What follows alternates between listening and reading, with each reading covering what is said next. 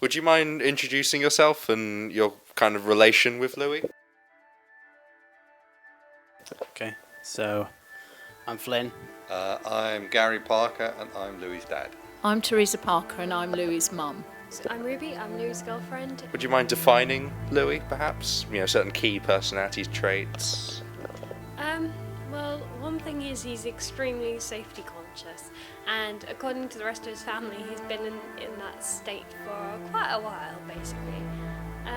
He's also he has quite a lot of attention to detail and respect of timekeeping. Thinks when someone asked me like, "What's Louis like?" I was just like, "Well, he's just Louis." He's a good kid, he's a clever kid. Perhaps one of the traits is a little bit of laziness. Yeah, good kid. Louis is actually very easygoing,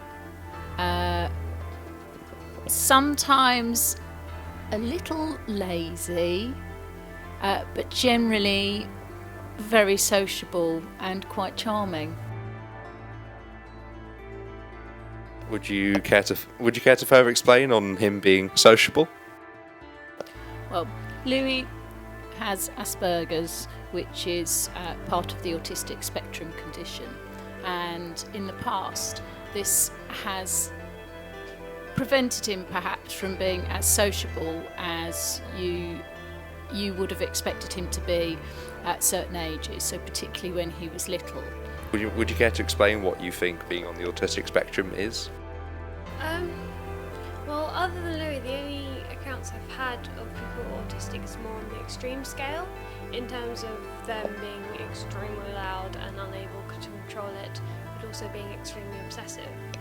I'm not really too sure I agree with the kind of experts on this about this, because I mean, if you start grouping people, if you start kind of naming disorders and kind of things based on like personality traits,